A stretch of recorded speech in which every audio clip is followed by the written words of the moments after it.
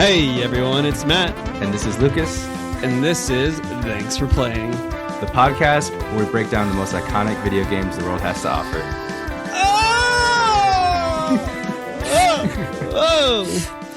Hello everybody. Today we have a very exciting episode. We have our first guest on the podcast, a phenomenal streamer by the name of Jyggy. Jyggy, take the floor. Let the people know who you are and what's up. Hey guys, it's me, Jyggy. I do a lot of different video game stuff on Twitch. I talk about movies, video games, the industry. Honestly, it's just a lot of different shows every week on Twitch. I will talk about honestly everything and never play video games until they yell at me to. Nice. Yes, Jyggy. So Matt has been telling me about your show for many years now. He's been following for quite some time. You do a lot of single player stuff. You do things like Kingdom Hearts and Zelda. And it actually falls completely in line with the way me and Matt play video games. Always looking at, playing, having fun with a lot of great single player content, which there is still single player games out there, guys, believe it or not.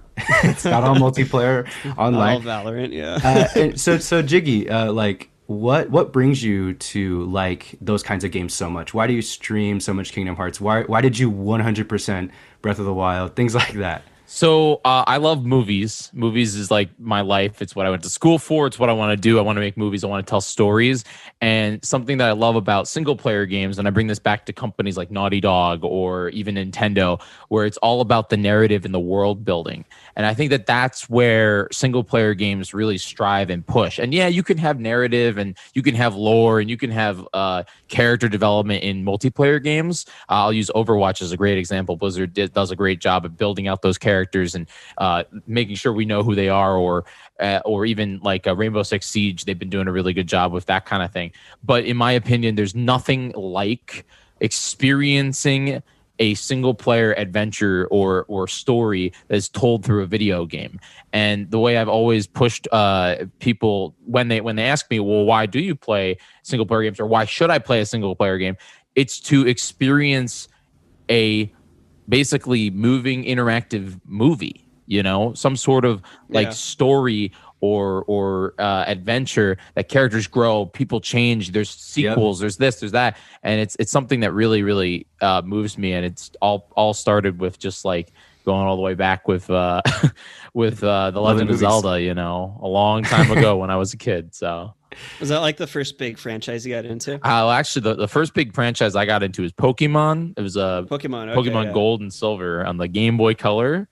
Yeah. I think my first game actually I ever played like video game was Pokemon Crystal. Yeah, so I'm right there with you. Yeah. But when I was a little bit older, it was when you play Pokemon, it's not really about the story back then, especially. Right. But The Legend of Zelda, Ocarina of Time, Majora's Mask, I played them at my friend's house because he had an N64, and it was just that encapsulating adventure and that story. And who the heck is that guy riding the horse? Ganondorf, and it's like all this stuff, and that's what it kind of moved me into feeling that it's a movie, but I get to play through it. Yep. I was a handheld kid up until the GameCube. I didn't own an N64. My friends did. I played GoldenEye and Super Mario 64 and Ocarina of Time over at their house. And then the GameCube came around, and I was old enough where I was just like, it's time to I gotta buy that. Yeah. But tell our audience sorry to interrupt. No, you're good. How long have you been streaming for? I have been broadcasting for around 9 years, 8 years full time. Damn. So, the first year was back when Twitch was called JTV, Justin TV. And, I was in high school. So it was like, yeah, I'm a streamer, but it was like once or twice a week, It was like, I want to play Minecraft or, something, Skyrim. And then when I was a sophomore in high school, is when I decided that I wanted to really make my own show. It's one of those things where, I always loved entertainment. I've always loved like producing and creating content. But I knew that I would not be on the Tonight Show when I was 16, So I wanted my own show, and it was right at the beginning of Twitch, and I was doing a lot of stuff where I was involved in communities for charity events and other people who loved Zelda. That's something we could talk about if you wanted to, but it's one of those things where I just decided that I was going to start streaming, and I set a schedule, and I did it like I think it was 3 times a week starting off. Nice. Actually, I do want the audience to know. Can you talk a little bit about the charity events that you work on? Yeah. Yep. So I'm a producer for several different charities. I work with Direct Relief. I work with St. Jude. I've worked with a whole kinds of different charities to create these gaming charity live streams. I started off by working with a group called Kinstone, which is the guys who make Zeldathon. I'm sure you guys have heard of that. Yeah. So twice a year, a whole bunch of us, 80, 90 people get together and we play through the entire Legend of Zelda series on Twitch, raising money for charity. They started it. They pulled me into it. And it's just been such an amazing opportunity that I've really just grown as a producer and as a creator. And now what I do is I help out these charities like Direct Relief, where I go and I gather these creators, and we put them in a house, and then we just put cameras up, and then I usually help them produce it. It's led to another event that I'm super proud of called Pokethon, which is basically all of these YouTube/Twitch streamers that play Pokemon, that create Pokemon content, and we brought them all together and we said, let's make the Avengers of Pokemon collabs, I love that. Yeah. Honestly, I don't know if because I've seen you do like the Zeldathon and the Pokethon stuff while I've been watching, and it reminds me of like I don't know if you're familiar all with the Smash community, but like a Smash Summit where they bring together like all the best players to compete over a weekend, and it's like that, but for Pokemon or Zelda and charity, which is awesome. So yeah, really good stuff. Yeah, I always love to hear about gamers doing charitable stuff. It's always great to see the community kind of doing their part. So thank you for your service, Jyggy. Love it. So the game today that we're discussing, Matt, what are we talking about? So speaking of a Zeldathon, today we are talking about the #1 medieval fairy tale simulator, Legend of Zelda: Breath of the Wild. Oh, the latest game, huge. The latest game in a legendary series that everyone has heard of, The Legend of Zelda. It was released on March 3rd, 2017 for the Nintendo Switch and Wii U. It has a perfect score on GameSpot, IGN, Eurogamer, and Famitsu.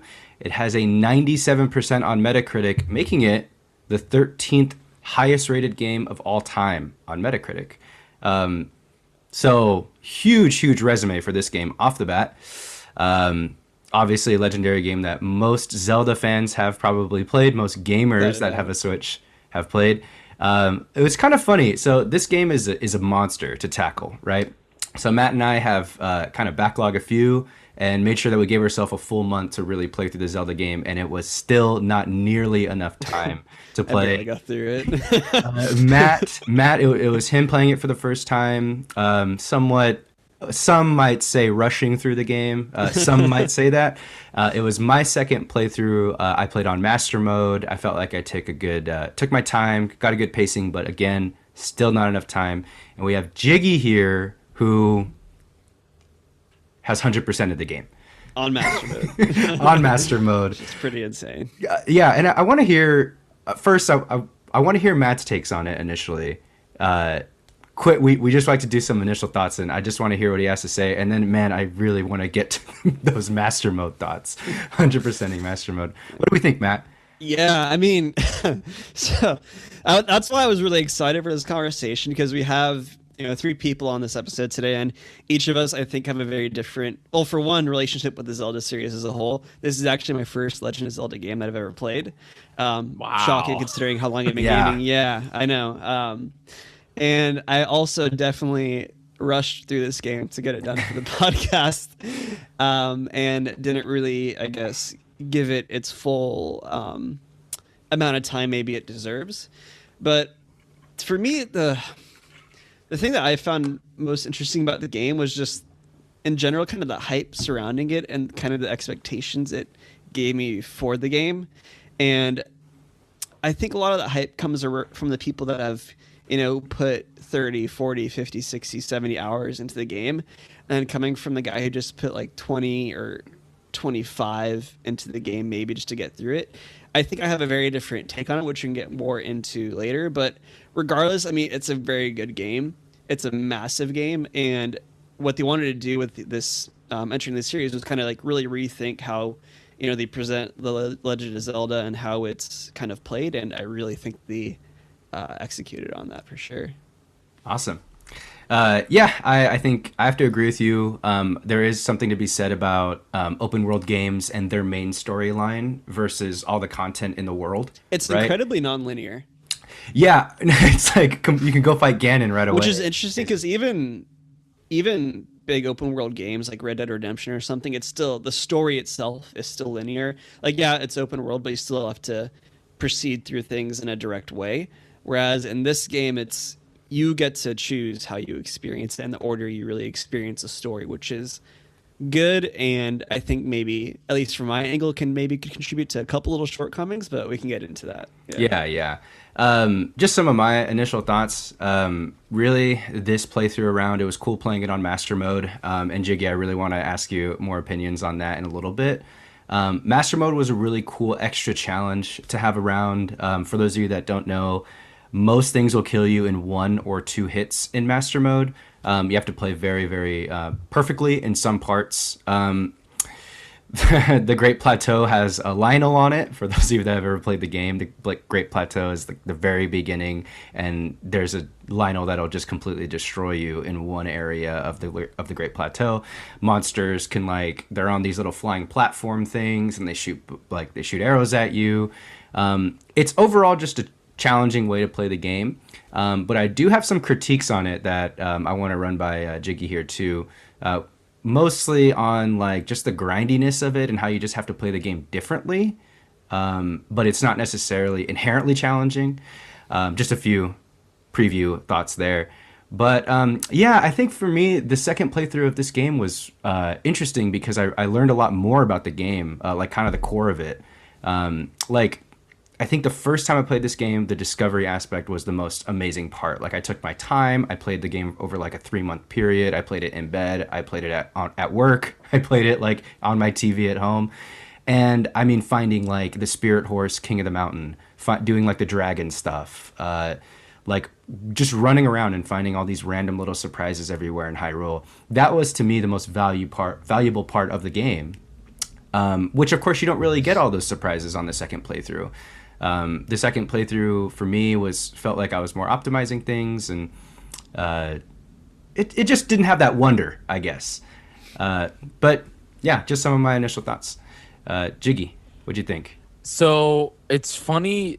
I did not know, Matt, that you've never played a Zelda. I know. I remember when we asked you what we were gonna play, he's like, "Oh, have you guys done Breath of the Wild?" I was like, it's so, that's actually so interesting, and I actually am so interested to know more about what you thought about this game, even though you spent 25 hours or whatever on it, because I think that what's amazing about this game is that you can spend 25 hours on it, or you could be like me and spend, I think on my most recent, which was the 100%, I think it was like 297 hours or something like that. God. Just, and that was on my that was my third playthrough. That's like what, 10, 11 days almost. Oh yeah, but over the course of a very long time. Yeah.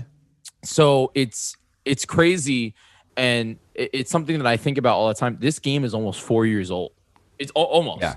This March it'll be 4 years old. And the fact that it still is considered to be like the definitive, if you own a Nintendo Switch, you have to have this game.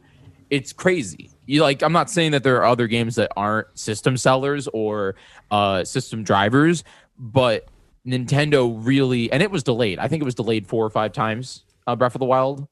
It was supposed to be on Wii U, if I remember, and then it became a launch title for Switch. Yes, right? But originally, I think it was supposed to be like a Wii U launch title.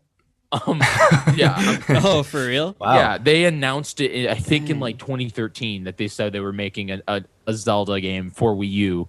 So not a launch title, but like midway through. And it just took them forever because they wanted to get it right. And in my opinion, they did. Yeah. So as from my initial point, and I remember this because it was a very, very crazy day of my life, which was when the Switch came out. Breath of the Wild was such a breath of fresh air, something that we all did not really know we wanted. I think that in the world of the Zelda fans, I'm sure Lucas, you might agree if you've played other Zelda games. It's very different, you know. Yeah. It's not Completely. a cut and dry linear game where you go and you find some magical item and you use that on the boss inside the dungeon, like Twilight Princess or The Wind Waker, which are also really great games, but Which Matt should play. yeah. But it's one of those things where Breath of the Wild felt like they just kind of dropped you in and said go. And as somebody who loves games like Skyrim or games like Fallout, New Vegas in particular, I loved that sense of I can do whatever I want in any order that I want. Right. But I didn't think that they sacrificed what made what Zelda really good, which is the characters, the story, and the world. They didn't sacrifice that. The world was just pushed more. So I love the game. I actually played it, for the first time on stream and on normal mode. Then I did it for Zeldathon a couple times, and then I did my 100% world, master mode thing. And so going off of what Lucas said, what are my thoughts on master mode? It's really interesting because master mode feels very much like a second thought to Nintendo. You do not need, the game is hard enough without it. You do not need to play it on master mode. But if you want a challenge and you want a challenge that pays off, master mode is where it's at. So that was my question to you, actually. Because like when I'm playing through master mode, I feel like there were moments where I could just stock up on like hearty, like turnips and durians and like just a lot of food, and I can power through a lot of parts of master mode, right? And like if you just go exploring right away and get like a ton of shrines, you could actually beat a lot of zones relatively easy without like having to worry too much about the one-hit kill thing, because you could just overheal, you could just heal so much. So yeah, that was like kind of my thing where it was like, okay, like the combat's riskier. There's not necessarily more mechanics in the combat. It's just riskier to fight things, in which case you just need to get more food. That was my only like, okay, this is more challenging, but not in like a more depth kind of way, but in like a more of an annoying, I have to die a lot kind of way. Sure. What do you think? So in master mode, the way it works is enemies regenerate health, obviously, and every enemy in the game is upgraded to the higher tier. So the way it works is, I think there are 3 tiers of enemies, maybe 4 in the game. It would be like a red bokoblin, a white bokoblin, a black bokoblin, and then a white gold one. Oh yeah, gold one. So basically on the Great Plateau, which is the starting area, you're instantly upgraded to the blue guys. The harder, they have more health, they hit heavier, all the way. So it's one of those things where they do that, but they also reward you more.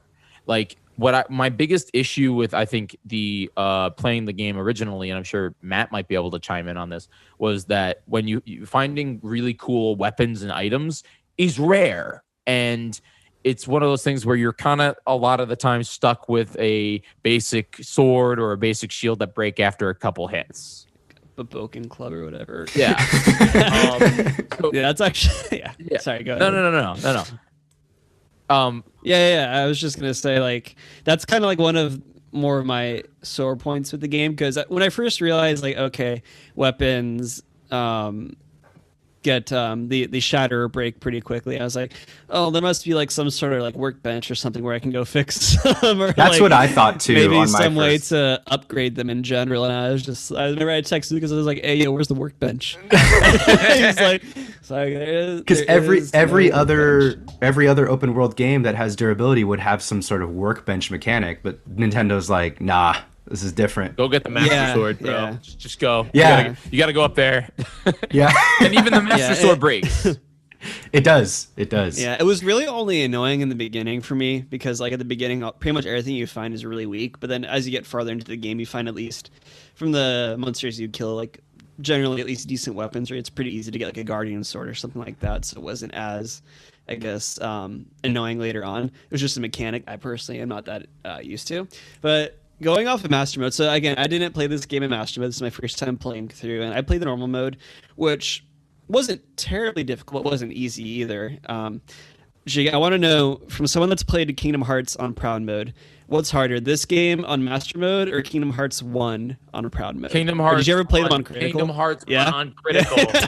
Really? You played it on Critical? Okay. I played it on whatever the hardest difficulty it was, and it just felt like, believe me, Kingdom Hearts felt like they did not. I mean, I also played it. That was my first time. So yeah. I never played Kingdom Hearts, but I played it on the hardest difficulty so it might have been Proud. I don't know, whatever the basic one is.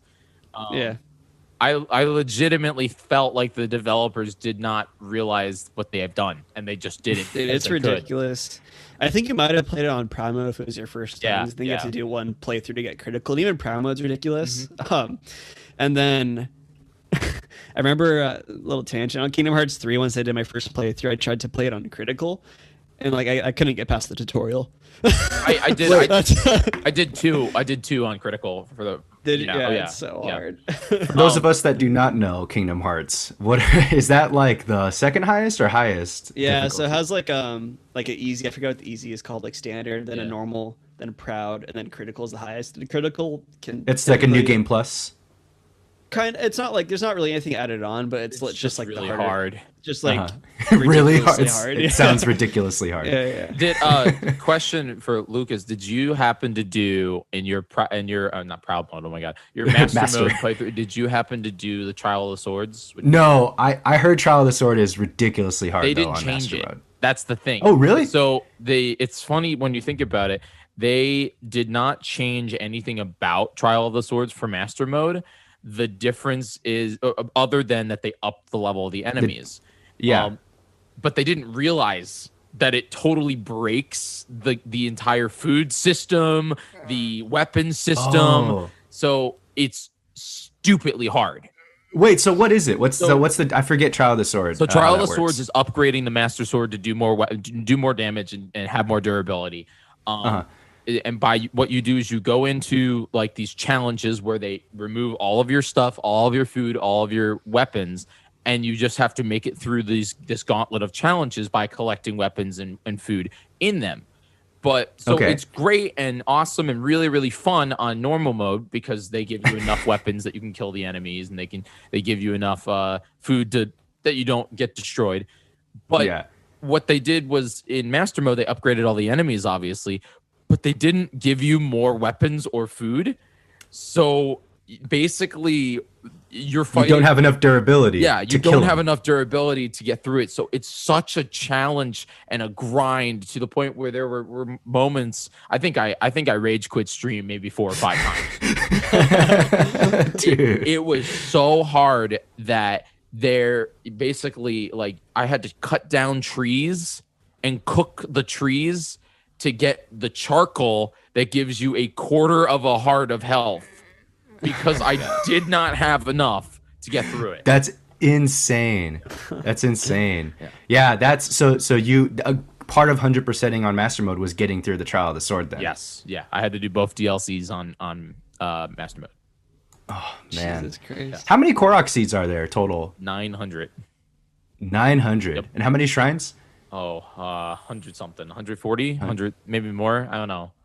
Do you feel like you appreciated the game or liked the game more after your 100% playthrough of Master Mode, or was it more just like a grind, let's get it done type of mentality going in? I mean, there were moments when it was like a grind, but to be honest, it actually leads back to what you were saying, Lucas, about how Breath of the Wild is all about that exploration and that fun. And I'm sure, Matt, you experienced that in your first playthrough, just like finding those new locations. And what I loved about that 100% was the fact that I just kept discovering things every stream that I've never ever known about the game, because the way I did it was I did it like region by region, that I go through and I get all the shrines, all the Koroks, and I find all these like mini side quests that I was like, that's in the game? When did they add that? Right, yeah. That's like such a fun feeling too when you replay a game, and even if it's something as simple as like the new dialogue option. Like we recently did Oxenfree and Doki Doki, and I had played both those games before. And Doki Doki is one thing, but Oxenfree 2 is like one of my favorite personal narrative games, and I was still discovering like new dialogue options and stuff, and I've played through it like 3 or 4 times. So that's I definitely see where you're coming from on that. Yeah. Yeah. Yeah, man. Really quickly, Jay, I want to kind of run by you. So, one of the things that was so great about the game was how nonlinear it was, and kind of what you touched on previously was that the fun in the game is really just exploring it, right? And kind of going around and seeing stuff. And I totally agree with that. Like the most fun I had playing this game wasn't me doing any particular story beats or hitting any story points. It was literally just traversing from like each domain to each different area and just kind of like seeing what I found along the way and stuff, and like randomly talking to like Beetle at the horse stalls and stuff like that.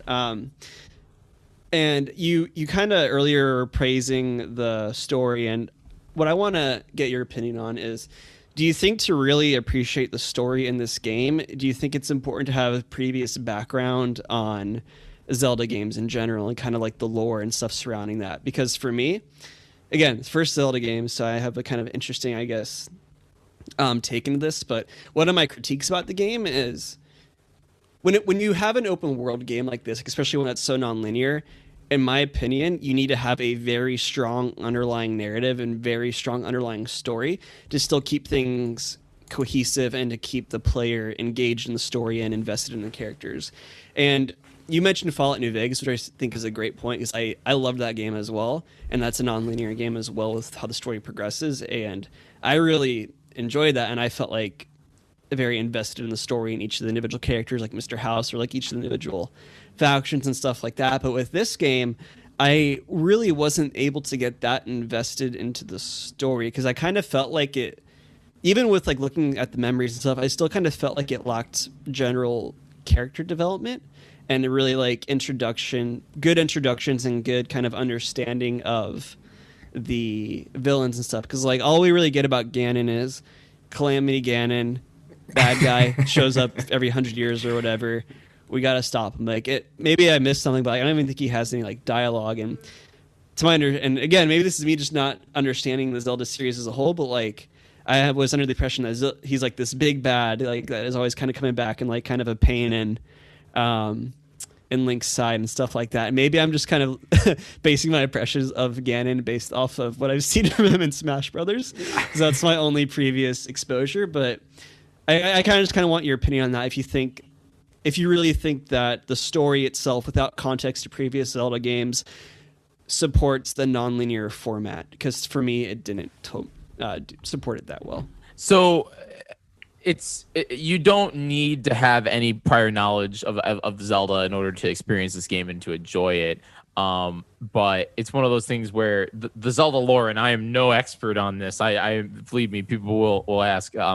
There's basically both Zelda, Link, and Ganon are basically reincarnated over and over and over again in this never-ending battle of good versus evil. But in reality, the game itself takes place 100 years after this great war, which was like thousands of years after any other Zelda game. So it's one of those things where even I, going into it, did not know what was really going on. And it's something where it kind of, I understand why you don't have that connection, or why you maybe didn't get the connections to characters like Sidon or Rivali or any of the champions,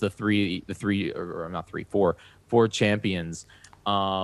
It's one of those things where you kind of have to experience the worlds they live in a little bit longer and kind of talk to the NPCs and try to do a little digging. And then there's this amazing DLC called the Champions Ballad. And I don't mean to be a Nintendo ad right now, but probably something that should have been in the main game, because it really builds on both, all of the champions with Mifa or Urbosa, Rivali, all those guys, all the champions. And it really pushes them. And then now I know that this podcast is coming out before it comes out, But Yeah. there is a game that is specifically coming out at the end of this month that is probably it's telling the story of that 100-year war and will probably build on those characters even more. So I don't Right. think that Breath of the Wild itself was meant to give you character development and closure and pushing for individual characters. I think it was really meant to be character development for Zelda, Link, and just the world of Hyrule of itself. Yeah. So Yeah, I'm sorry. oh no, so it's more of like a franchise builder, I guess. Is that like a good way to look at it? Or like We don't know. I mean, no, we know there's a It's- sequel coming out, but it's one Yeah. of those things where my connection was not more with. It wasn't really with individual characters. I liked individual characters like Sidon and Mifa and the Rivali. But it was one of those things where I really just wanted to know what was going on in Hyrule, the world itself. What was Ganon doing to it? And it gave me more hope by the end of it. There's a really great side quest that I don't know if you did, but I bet Luke did, which is called Terrytown. Love Terrytown. Terrytown is such a great side quest because it brings all of the different species together into one like town, basically. That you helped build. Yes, that you helped build, and that gave me that like growth of Hyrule, just even the smallest little bit, and I liked that, and that's something that I hope that eventually we'll get more of. Yeah. Okay. Just Zelda, I mean, I feel exactly the same way, Jyggy. Pretty much everything you said I agree with. But I think there's something to be said, too, about, like, knowing, like, having gone to the Goron Death Mountain place in Ocarina of Time and having seen the Gorons here, like, these species always exist in Hyrule, and it's always great to see a new take and a new iteration on their towns, the way they live. And, Matt, I think you might be missing a part of that context since you've never played any other Zelda game, And this isn't built. This is its own independent story. Every Zelda game is its own contained story that has elements of sort of the Hyrule Historia, as they call it, which is like each Zelda game takes place usually thousands and thousands of years apart from one another, and Right. Link, Ganon, and Zelda are just kind of three souls being in this eternal struggle, like Jiggy said. But yeah, I mean, you can experience each Zelda game on its own, but it's always great to see the elements of the races, like certain types of equipment. Since Ocarina of Time, there's always been like ice, fire, arrows, and all that stuff. So that's some like Zelda staple. I don't know if you got it, but the hero shield, Hylian which shield? is the Hylian shield, yeah, in the dungeon of the castle. I'm not sure if you got that shield, but it's basically an indestructible shield. It's the best shield in the game. Yeah. And it's Link's shield, right? So and the Master Sword's always the Master Sword. So there's always these elements that kind of play in. And I mean, Jiggy, yeah, it's awesome to see everything kind of get solidified in this thing where we heard the term, I think, Lanayru in Twilight Princess. I think that's like where I first heard it. And then it's like an established geographic area in this game, and you're like, oh, that's where Lanayru is. So right? Like, Lanayru is there's a mountain. goddess from, if you go back and play a game called Skyward Sword, which is the first of the whole. It's the first chronological Zelda. It's one of those things where a Skyward Sword kind of pushes the lore to the limit when it comes to that, and that's where you meet the origin of Ganondorf and the origin of Ganon, and as Demise, the character, the big villain from that game. And it's weird because I'm trying to prove to Matt that you don't need to play other games. Keep bringing it back that other games really add to it. Okay. Yeah, they do for sure. let me ask you this then. So like, let me preface. I'm being critical, but I still think it's a good game, and like I mentioned, I was definitely rushed playing it because we did, need to get this done for the podcast too. So even now, I may go back and play it more because like Terrytown sounds awesome. Lucas actually mentioned that to me earlier today, saying like, "Yeah, man, you didn't get all the good stuff." If you missed out on Terrytown, you missed out on the game. So I have a question for both of you. So I think what makes Zelda a 10 out of a 10 versus maybe like a 7, or Breath of the Wild a 10 out of 10 instead of maybe like a 7 or an 8 out of 10. I think what gives it that rating is going out of your way to do the extra stuff that's not required of the game. So my question for you guys, knowing as someone who maybe doesn't have quite as good of experience with it, at least up to this point, just beating the game, pretty like going through it pretty quickly. Is it the job of a game to still be like good and strong with just with the narrative and the main story alone without having to do all the extra stuff? Or is it fair for a game to ask the player to do all this More. extra stuff and ask more of the player to get that 10 out of 10 experience? Yeah, I love this debate, actually. This is kind of a big one, like the main storyline versus the extras. Jiggy, you can go first, man. So I am a massive advocate for the whole you can do whatever you want kind of thing. As it's funny that you say it, Matt, where it's like, do they expect people to do it? No, but that's just based on what people want to do. If you want to, you could beat Great Plateau and then go and try to beat Ganon right off the bat. If you want to go and do all three or all four of the Divine Beasts, you can. You want to do 2? Go do 2. You want to go and do Terrytown? Go do Terrytown. You want to go hang out and find Korax for 200 and whatever hours? You can. That's what I love about it, and that's why I think it's a 10 out of 10. Not that it's a 10 out of 10 because of all the content or because of the story or because of this. It's because they let anybody and any person who loves video games do whatever they want. Play the game the way they want to. So it's more of a 10 out of 10, not because necessarily the gameplay or like the things surrounding it itself, but just the limitless possibility. The potential of the game is what gives it a 10 out of 10. I think it's on the same level as Minecraft. Minecraft is a game where you can just kind of play it, and there are people that go insane on it. And it's one of those things where it's the limited possibility with the strongest backbone that ever is. Yeah, that you can have in video games. Yeah. The content to back it up. I like that. It's a game you could just play. I mean, at its essence, right? So you can just basically play Breath of the Wild for, forever, right? I mean, 300 hours is like years of play for a casual gamer, right? I mean, you marathoned it, but like I could keep playing Master Mode probably for the next calendar year, all through the next calendar year, and kind of just keep playing it. That's so true. There's so much value in that, actually. But what's crazy, and I'm just going kind of off what you just said, even though I'm 100% at it, and even though I spent whatever amount of hours doing it, I still find myself wanting to go back because of how addictive the combat is. And that's why I keep saying this. It has such a strong backbone from the gameplay that it's worth it, you know?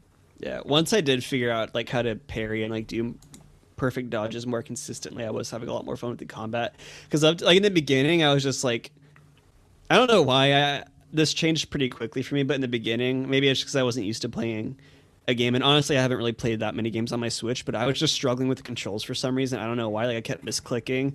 Maybe I was just being an idiot. But I text Lucas, I'm like, "Yo, this game's whack, bro." Like, but it's definitely one of those things that just took a little bit of getting used to for me. And the combat, I was having a lot more fun with it towards the end of it for sure. And like being able to like, send a guardian laser right back at it with your shield and stuff was a lot of fun. That was fun. Yeah. Cool. I do want to move on to art style real quick. A few comments on that. So, Jyggy, this is actually a specific category we jump into on every game. The coolest thing about media, and I know you're a film guy, I'm a pretty big film guy too.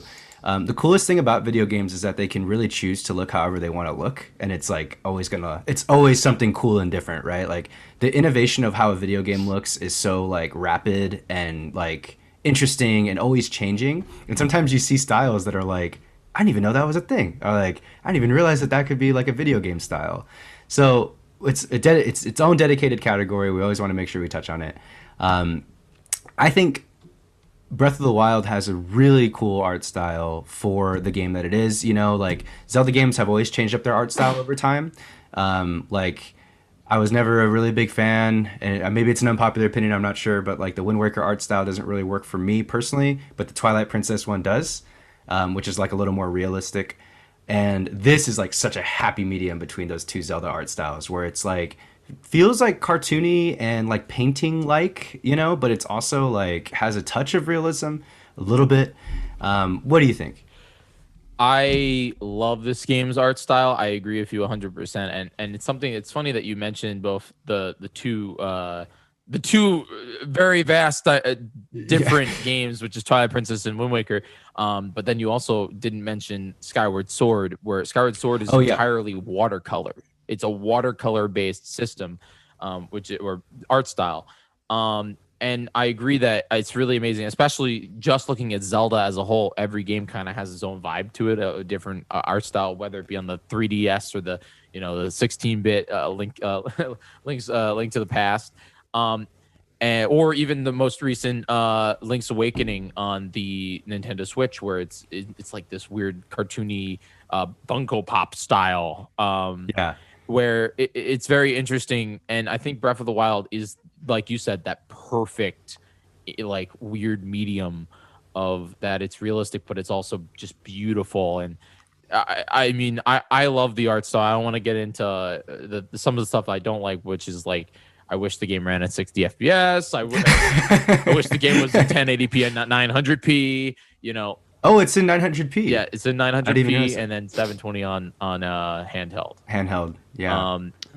So I mean, obviously, that's the hardware stuff. If you if you actually go and look it up, you can go look up. People have taken it and put it in, like, put the textures in 4K and run it at 60, and it's absolutely insane. Really? Yeah. I kind of want to check that out. Yeah, you should definitely. It's on YouTube. But it's one of those things where, from the first trailer, which was in, oh my gosh, it was like 2016, I think, the E3 2016 trailer, you knew the game was going to be just a visual masterpiece with its art direction. Yeah, I really love I think the lighting is just so solid in the game. Like, there are some moments where I'm blown away by the way the sun looks and the moon. Like, it's just phenomenal. Like, a sunset with clouds over like a hill, it literally looks like I'm looking at like some sort of like crazy art painting, Like, I was gonna say, I feel like I'm playing through a painting. Yeah. It's I love the art style. It's my favorite Zelda art style, I think, for sure. And I think singularly, like, each generation, the fidelity gets higher and the graphics get better, so it's hard to really compare like how Twilight Princess might look to this, or Skyward Swords look to this. But I think singularly, like, in one initial experience, this blew me away more than any other Zelda game's art style ever has, for me personally. Really loved it. Yeah, I mean, it was cool. And I read a quote too. I don't know if it was from specifically the art director or one of the game directors in general, but his name was Akizawa, and he was saying how, like, the whole theme for the game was to kind of revisit expectations, and he wasn't really sure how to, like, I guess, express that visually, but he took that as an opportunity to really try and establish, and then this is in his words, like, what would become the definitive version of Legend of Zelda's art. Which, is this something, like, from two people that have played the game, previous games, like, do you think this is, like, the best kind of art style to base the future games around off of, or do you think I think like so. any of the other, do you think there's room for any of the other games to, like, make a comeback in their art style, I guess? I think that this is pretty much like the culmination of a lot of different Zelda art styles into one, thereby making it sort of a definitive version of that. I love, like, the darker, brooding realism of, like, certain Zelda games. I hope they make a comeback more. But yeah, I could see why this is a culmination type of piece. How would you describe Twilight Princess's art style? Jyggy, you got that one? Oh, it's Twilight Princess is definitively, like, considered to be the most dark and grainy Zelda game, like, looking wise. Like, you could argue it's either the most dark or Majora's Mask is the most dark, but in reality, the art style of Twilight Princess is just so. It's edgy. It came out at this weird time, which I think you all remember. The time when every HD game had this, like, gray and brown coloring to it. Yeah, where it was I remember that. Like Call of Duty or any of those games were just like this. Everyone was going through their angst phase. Yeah, it was just like there was no color anywhere. No color. Yeah. And Nintendo tried to, since Twilight Princess actually came out on the Nintendo GameCube, and it was a direct response to people like Luke saying, "We don't like Wind Waker. It's too much like a kid's show. We want HD." So they very much went with that trend. And if you play it nowadays on the Wii U, and gosh, I hope one day it comes to the Switch. it's absolutely amazing, but it has that more realistic angular look to it. And I think that they really, moving off of that onto Breath of the Wild, they really did a good job of combining it. And it's something that, Yeah. Luke, you said that you went down and got the Hylian shield. Below Hyrule Castle's scary. Yeah, it is. You know? It is.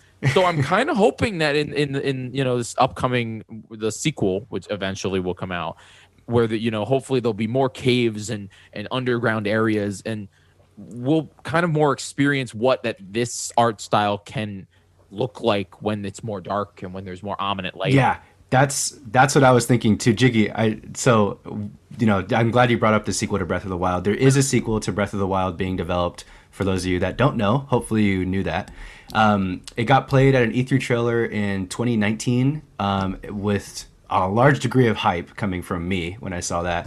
Personally, I really would love them to take the Majora's Mask direction on this one, because this is going to be like sort of the same thing where you have Ocarina of Time, Masterpiece, like top of the game, like top of the family line of Zelda games immediately.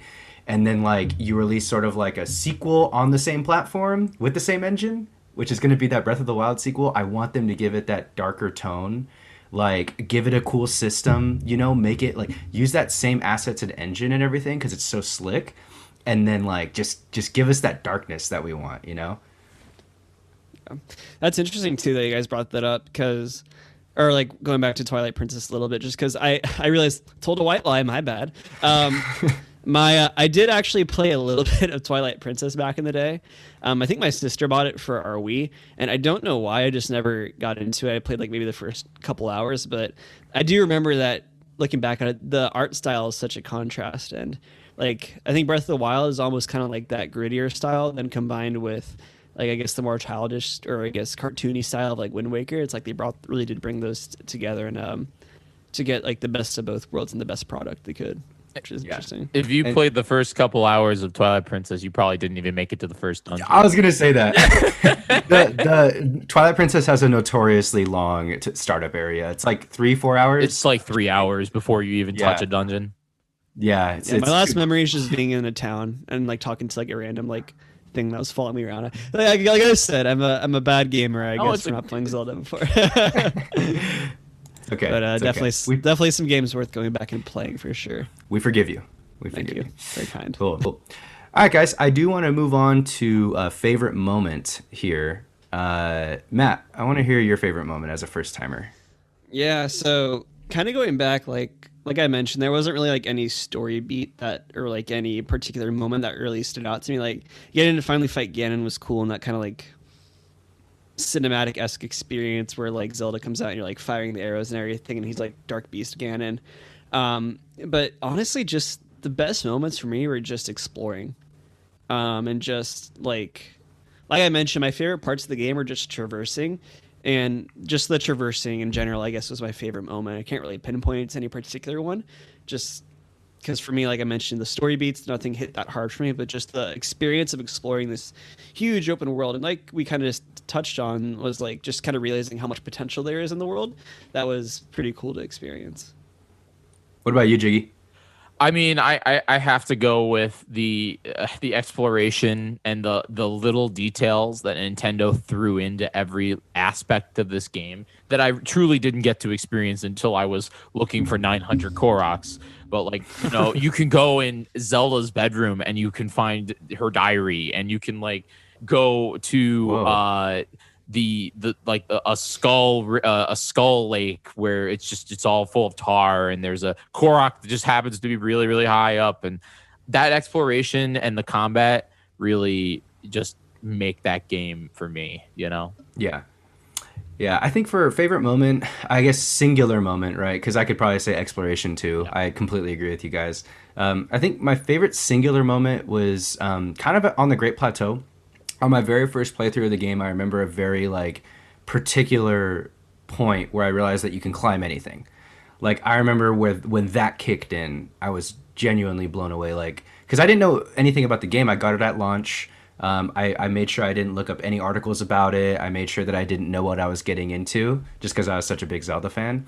And I remember there when you're climbing like the wall the first time to get to one of the shrines, like okay, I'm climbing this wall. This wall's climbable. And then you climb something else. And you're like, wait, that's climbable. I didn't realize that. Wait, that's smooth wall. That's climb. And then you get the glider, and you're like, oh my god, I can climb and glide anywhere.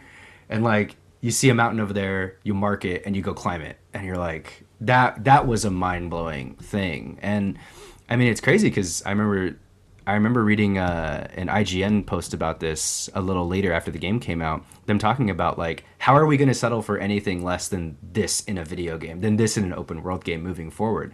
Like now, when you're playing anything, you're gonna go like, oh, I want to see what's up there, and if you can't go there, that's gonna be pretty sad. Like, I think this game really has changed my mentality about gaming and like big games after I played this, because I'm like, well, can you climb everything?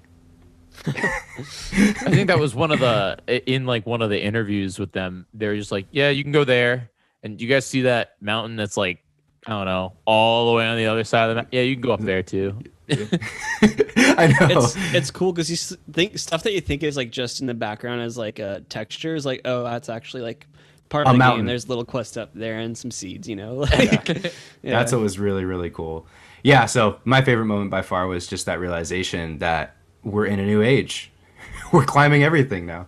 That is a really good point to you mention. Like, it really does, as far as like just the explorability and how much freedom you really do have, it really does kind of set the tone for open world games in general, and kind of what's the word I'm looking for? The gold standard, So Yeah. it'll be interesting to see how other franchises and stuff respond in the future, if they kind of stick to what they know, or if they try and make something as explorable as this. Because like, imagine if Red Dead, was like you were climbing every random mountain you saw, something like that. That'd be nutty. Did you guys play Marvel Spider-Man?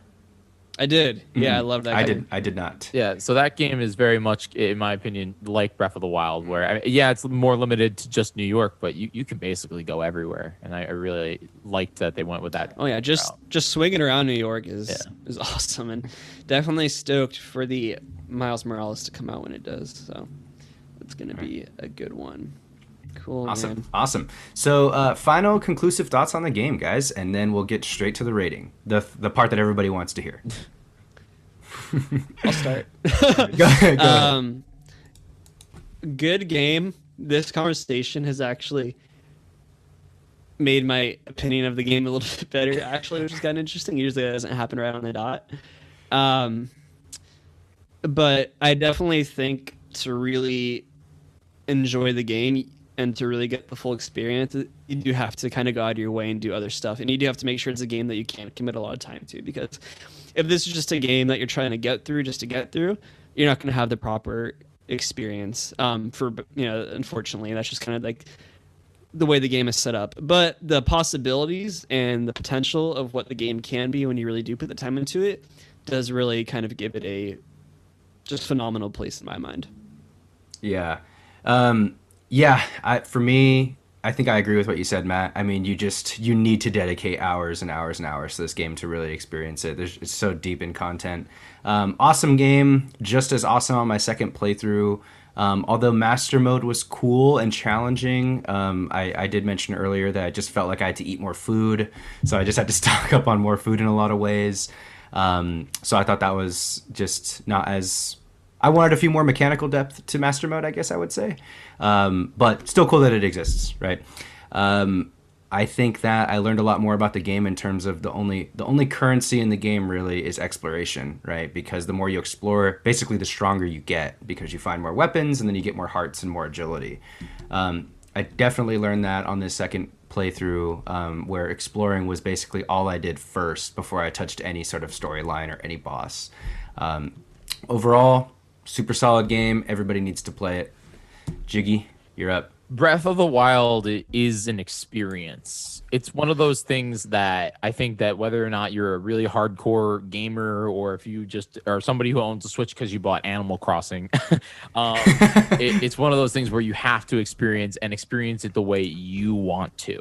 You don't have to listen to what we say. You don't have to listen to what IGN says. You just play the game the way you want to. And any way that you play, there will be a build-up and there will be a satisfying experience for you once you get through it. I think that it's one of those things where it's very different than every Zelda game. There are some people that really enjoy the fact that it's different. Other people that really wish they would have stuck a little bit more with more dungeons and with more stuff. But for me, in my opinion, it was such a great experience that I'm just really just more excited about what Nintendo's going to do next with it. You know, my most anticipated game of all time was Breath of the Wild. Now what's my most anticipated game of all time is Breath of the Wild 2. So it's one of those things where they did such a great job with it. And I every shortcoming, for every one shortcoming, there's like 20 just amazing things that you experience. Love it. I completely agree. Cool. All right. So our ratings, our personal ratings, we are each going to give this game a rating out of 10. Then we're going to add those all up and score it out of 30. Okay. Normally we do out of 20, but we got our awesome guest Jyggy here, so we're going to be doing it out of 30.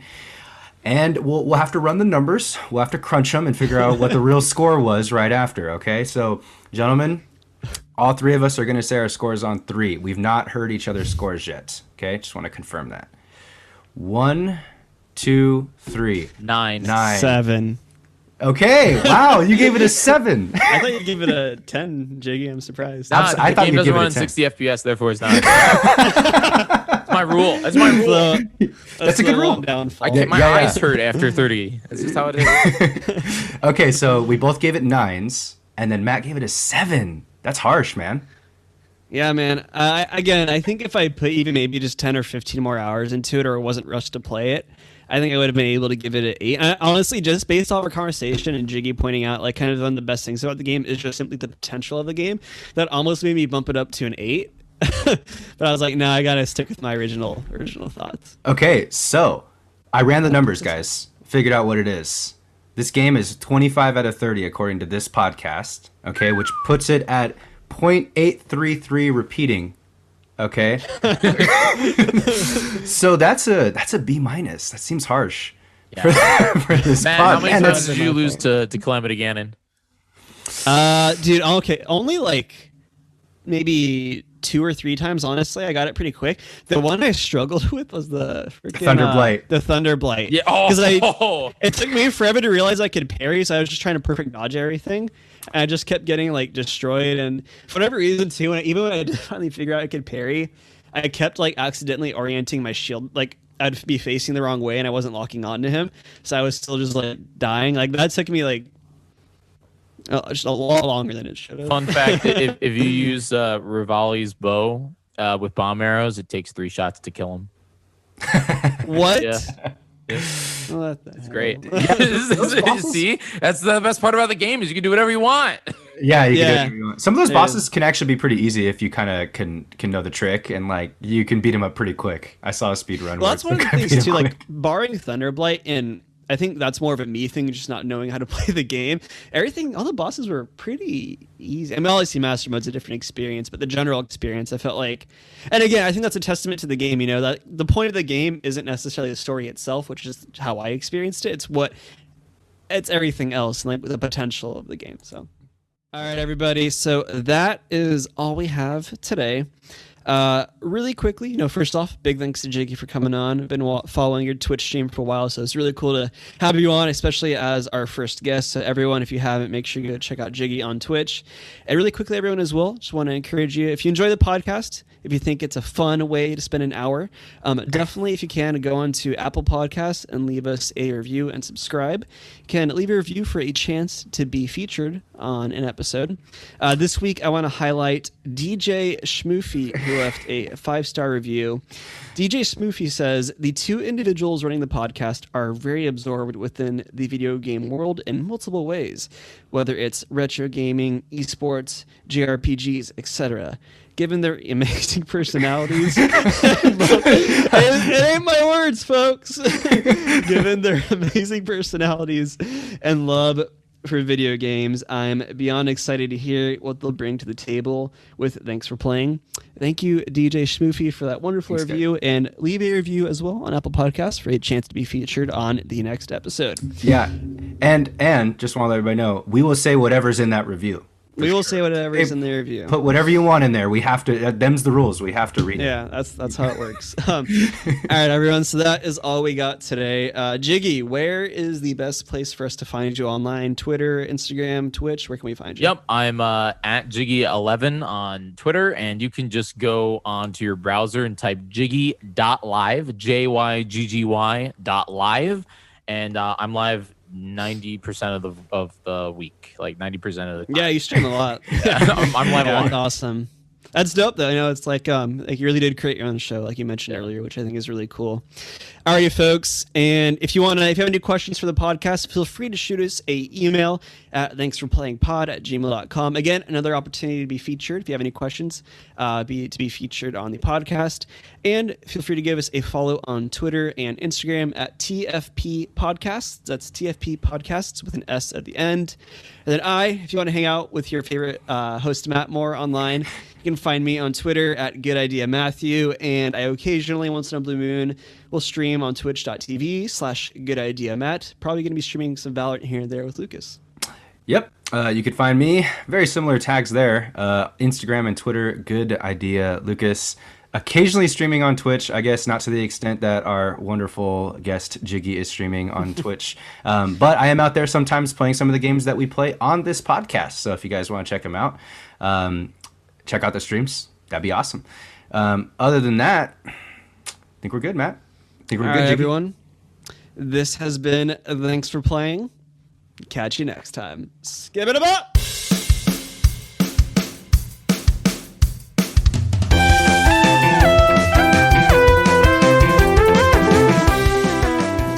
Thanks for Playing is a production of Good Ideas Only. Your hosts are Lucas Luna and Matt Rockaby.